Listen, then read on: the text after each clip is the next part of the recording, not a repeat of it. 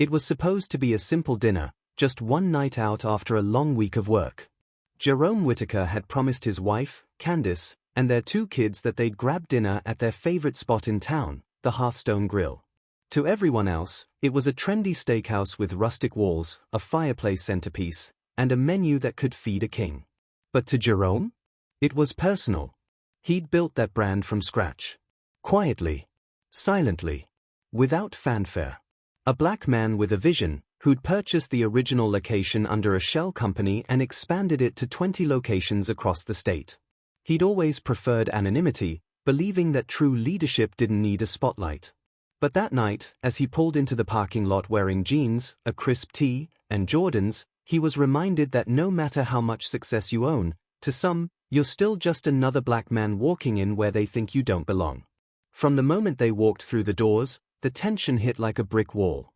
The hostess, a young white woman with a tight bun and forced smile, paused mid-sentence when she saw Jerome and his family.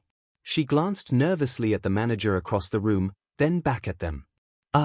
I'm sorry, she said hesitantly, we're fully booked for the evening. Candace blinked, confused.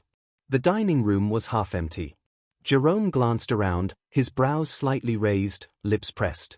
Are you sure? He asked calmly. We just saw 2 couples walk in and get seated. The hostess shifted. They had reservations. Jerome pulled out his phone. Well, so do we. Under Whitaker. Her face paled a shade. She tapped the screen at the hostess stand, frowned, then looked up. Sorry, doesn't seem like you're in the system. Jerome said nothing. Candace squeezed his hand.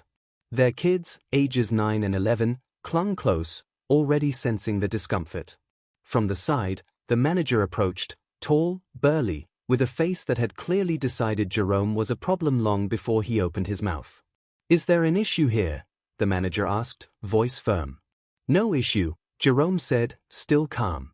Just trying to be seated for our reservation. The manager scoffed. Well, like she said, we're booked. Maybe try somewhere more suitable. That word. Suitable. Jerome's son flinched. Candace's eyes welled up with tears she refused to let fall. Still, Jerome didn't raise his voice. He didn't protest. Instead, he pulled out his wallet, slid a card onto the counter, and said 5 words that stopped the manager cold. Call this number. Right now. The manager squinted at the platinum-embossed business card. What is this? Jerome looked him dead in the eye. The number of your boss's boss. The manager laughed, awkwardly. You think some card's gonna call it, Jerome repeated. The manager huffed, stepped aside, and dialed. Meanwhile, Jerome's kids were asking why they couldn't just leave. Candace was trying to comfort them, but she was shaking. Not from fear. From rage. Then, as the manager held the phone to his ear, something shifted. His smug expression drained. Why, sir, right now? He's here? Yes, sir. I understand. He turned slowly, eyes wide, face ghost white. And Mr. Whitaker, he stammered, I didn't realize. No, you didn't, Jerome said, stepping forward. You looked at me, my wife, my children, and you decided we didn't belong. In a place I built. The entire restaurant had gone quiet. Diners stared. Phones were recording. Candace gently placed her hand on Jerome's arm. It's okay, she whispered. No, he replied softly, it's not. The manager tried to recover. Sir, I deeply apologize, there's obviously been some miscommunication. No, Jerome interrupted, there was no miscommunication. You communicated exactly what you think of us the moment we walked in. He turned to his children. You see this? This is why character matters more than titles. This man runs a location, but he couldn't run past his own prejudice. At that moment, the regional director, who happened to be on site for a surprise inspection, stepped out from a side office. She had overheard everything. Mr. Whitaker, she said breathlessly, I am so sorry for this disgrace. Jerome nodded at her. Handle it, he said. The manager was fired on the spot. The hostess was suspended pending retraining. And the entire staff was ordered into emergency diversity training by corporate.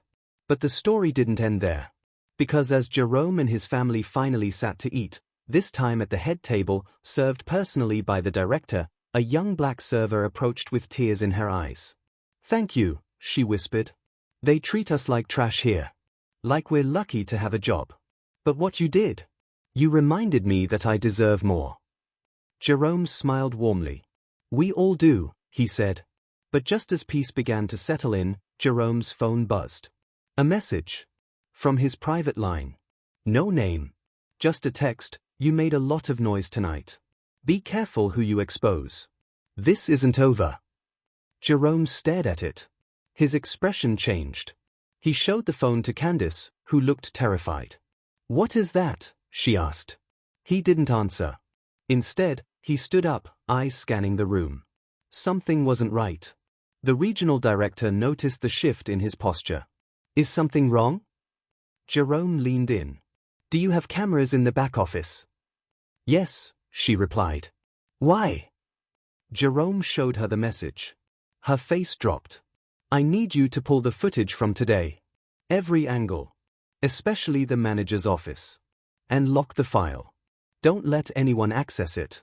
Not even corporate." Outside, a black SUV sat idling across the street. Inside, 2 men watched the restaurant. One of them was on a phone. "Yeah. He figured it out. We've got a problem. Big one." The other man lit a cigarette, smirked, and said, "Then it's time he found out who really owns the chain." The message still glowed on Jerome's phone screen, like a warning lit on fire. "You made a lot of noise tonight. Be careful who you expose. This isn't over." His heart pounded, but his face didn't show it. Years in business had taught him how to play poker with giants. But this? This wasn't business anymore. It was personal and dangerous. Candace gripped his wrist. "Jerome, what does that mean?" He didn't answer immediately. Instead, he turned to the regional director, Michelle, who stood frozen, eyes wide. "Pull the footage," he said again, more urgently this time. "Every angle. Manager's office. Back entrance. Staff room. And do not tell anyone else." She nodded shakily. "I'll send it straight to your secure drive." As she disappeared into the office, Jerome sat down, trying to think. He'd dealt with shady partners before, but something about this threat felt organized. This wasn't some disgruntled manager lashing out. This felt deeper. Strategic. Someone was watching. That's when he remembered the SUV. He stood suddenly and walked out into the night. The parking lot was quiet now, mostly empty. But the black SUV? Gone. Not a trace. He scanned the area. No security posted at the front. No one watching the exits. He turned back inside. "We need to leave. Now." Candace grabbed their kids, who were still finishing their sundaes. "What's happening?" "I'll explain in the car," Jerome said. But even as they left, he had the sickening feeling they weren't alone. 2 hours later, back at home, Jerome sat in his home office, staring at the footage Michelle had sent. The first few clips were what he expected: hostile glances, whispered conversations between the hostess and the manager. But then, at 6:42 p.m., something shifted. The manager, Dan Lubbock, stepped into his office and made a call. His face was tight, voice low, but the audio picked up just enough. "He's here. With his family. Didn't recognize him at first." Pause. "Yes, I shut it down like you said. But he handed me the card." "That card." Long silence. Then Dan's voice dropped even lower. "You told me he'd never show his face here. You told me he was just a figurehead." Another pause. Then Dan nodded slowly. "All right. I'll stall him. You do your part." Jerome paused the footage. Rewound. Played it again. "You do your part." Someone else was involved. Someone giving orders. He cross-checked the call logs from Dan's work phone. The number wasn't listed. Burner. Of course. That's when Candace entered the room, holding a manila envelope in her hand, pale-faced. "This just came to the front door. No name. No return address." Jerome took it carefully. Opened it. Inside, photos. Of his children. at school. Of Candice, shopping. Of him, at meetings, in places he thought were private. No notes. Just images. Surveillance. Precision. A message. He sat down hard. This isn't about one racist manager, he whispered. This goes higher. Way higher. He grabbed his phone and called his old friend, Malachi, ex-cop, turned private investigator, and one of the few people Jerome fully trusted. Mal, Jerome said, barely greeting him. I need a trace. Anonymous number. I'll send you the audio. On it, Malachi replied. But if someone's watching your family, you need to relocate. Now. I'm not running, Jerome growled. I'm finding out who this is. 4 hours later, Malachi called back. You're not gonna like this, he said grimly. Try me. The voice on the other end of Dan's call? Belongs to Kenneth Dillard. Jerome froze. Kenneth Dillard? The name alone was enough to send a chill down his spine. Kenneth Dillard was the CEO of Whitaker Holdings' main competitor, Brickhouse Concepts. Known for hostile takeovers, buried lawsuits, and a trail of broken contracts. But here's the twist, Kenneth used to work under Jerome 10 years ago. Back when Jerome was still trying to make Hearthstone a national name. Kenneth was a junior exec. Ambitious. Ruthless. And fired by Jerome after being caught embezzling funds. He disappeared after that. Started Brickhouse. And now? He was coming back. Jerome's mind reeled. If Kenneth had planted Dan in one of his restaurants, then how many more plants were embedded across his company? Was this some vendetta? Or worse, a coup? Jerome, Malachi said quietly, I think Kenneth's trying to crash your brand from the inside. The racism? That was the bait. To draw you out. But the takeover? That's the real game. Jerome leaned back in his chair, stunned. So the whole thing, the refusal to serve us. Staged, Malachi confirmed. They knew you'd come. They wanted you on record. Wanted you to react. Maybe even lose control. But why? Because they've been leaking internal documents. Payroll discrepancies. HR complaints. Probably forged. But enough for a board vote. They're trying to paint you as unstable. As a liability to the brand.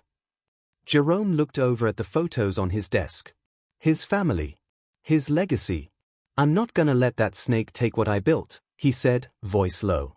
If he wants war, he just got one. The next morning, Jerome made a public post across his social media accounts, a rare move for a man who usually stayed in the shadows. I was refused service at one of my own restaurants. What happened next revealed something far more sinister than racism. A coordinated attack. A threat to my family. A threat to my business. This isn't just my fight anymore. It's about what happens when we stay silent. I won't be silent anymore. It went viral in under 3 hours. But as the world rallied behind him, another message appeared. This one wasn't a text. It was a live feed. Sent directly to Jerome's encrypted inbox. And on the screen was Malachi, tied to a chair, blood on his temple. A voice came through the speakers. Calm. Cold. You should have stayed in the shadows, Jerome. You think this is about business? No. This is punishment. For what you stole from me. You started this war. And now, I'm going to end everything you love. Jerome stared at the black screen, fists clenched so tight his knuckles turned white. Malachi's blooded face haunted his mind, that final threat echoing over and over, I'm going to end everything you love. He wanted to punch through the wall. He wanted to scream. But instead, he breathed. Slow. Controlled. Because Jerome knew that if he let emotion take over now, Kenneth Dillard would win. And this time, it wasn't just about business. It was about survival. Candice came rushing in after hearing the crash from the overturned chair. What happened? She asked, her voice trembling. Jerome didn't speak. He just turned the monitor around. Her hand flew to her mouth. Oh my God, that's Malachi, he finished. They have him. He must have gotten too close. She collapsed into the chair beside him, trying to steady her breathing. What are we going to do? Jerome's eyes narrowed. We finish this. For the next 48 hours, Jerome went silent. No press. No posts. No appearances. Kenneth thought he'd scared him into hiding. But Jerome wasn't hiding. He was digging. With the help of a cyber investigator team that Malachi had recommended weeks before, Jerome gained access to a backdoor into Brickhouse Concepts servers, something Kenneth never thought he'd need to secure because no one had dared challenge him before. And what Jerome found? It blew the case wide open. Fabricated HR complaints filed under fake employee names. Secret payments made to managers in his own restaurants to create internal chaos. And worst of all, a hidden plan to acquire Hearthstone Grill through shell corporations, leak scandals, then stage a public rescue by buying it back at a fraction of its worth. The racism incident? That was just the spark. Kenneth wanted to burn it all down, then rise from the ashes with Jerome's legacy in his pocket. But Jerome wasn't going to let that happen. He compiled every shred of evidence, every wire transfer, every doctored file, every hidden shell company. And just as Kenneth prepared to announce his acquisition of Hearthstone in a press conference meant to humiliate Jerome, Jerome beat him to the punch. Live-streamed to over 3 million viewers on YouTube and TikTok, Jerome held his own press conference. Behind him stood Candice, his legal team, Michelle from corporate, and a monitor displaying the words, "Exposing the betrayal." 2 weeks ago, I walked into my own restaurant and was refused service because of the color of my skin. That was painful. But what I discovered afterward was even more disturbing. I was the target of a deliberate attack. Not just to humiliate me, but to destroy everything I built. He revealed it all, Kenneth's name, the planted managers, the digital trail. And then, as a final blow, he said, "Oh, and one more thing." The screen cut to live footage from a hidden camera. Malachi, free, standing beside FBI agents. This man was kidnapped. But now, he's safe. And the people who took him? They've already been arrested. Candice smiled, tears falling silently. The crowd watching from their homes erupted in disbelief. And to Mr. Kenneth Dillard, Jerome said calmly, "I hope you're watching. Because federal agents are on their way to your office right now. Game over." Kenneth Dillard was arrested that same night, charged with corporate espionage, kidnapping, fraud, and conspiracy. The footage of his shocked face as agents stormed his office became the most viral clip of the year. But even as justice was served, Jerome didn't celebrate. He stood outside Hearthstone Grill the next morning, this time not as the silent owner, but as a visible, proud black man who had faced hate, betrayal, and violence, and didn't just survive, but won. He held a community town hall. Invited every staff member, every customer, every child who ever thought they didn't belong in rooms of power. This place was built to be a home, he said. And a home doesn't turn you away for how you look. It welcomes you. So starting today, Hearthstone Grill isn't just a restaurant, it's a statement. And with that, he launched a new policy, free culinary training programs for inner-city youth, scholarship funds for staff of color, and a public transparency board to oversee every location. Because Jerome knew the fight wasn't just against Kenneth. It was against the system Kenneth exploited. As for Malachi, he stayed on. Not just as an investigator, but as Jerome's new head of security and ethics. But even as life returned to normal, there was one detail that kept Jerome up at night. One name. One shell company in Kenneth's files that didn't trace back to him. It had ties to multiple fast food empires, political lobbyists, private prisons. Jerome circled the name on the report and stared at it. Dominion Group LLC. He turned to Malachi. "You ever heard of these guys?" Malachi nodded slowly, jaw clenched. "They make Kenneth look like a street hustler." Jerome's eyes narrowed.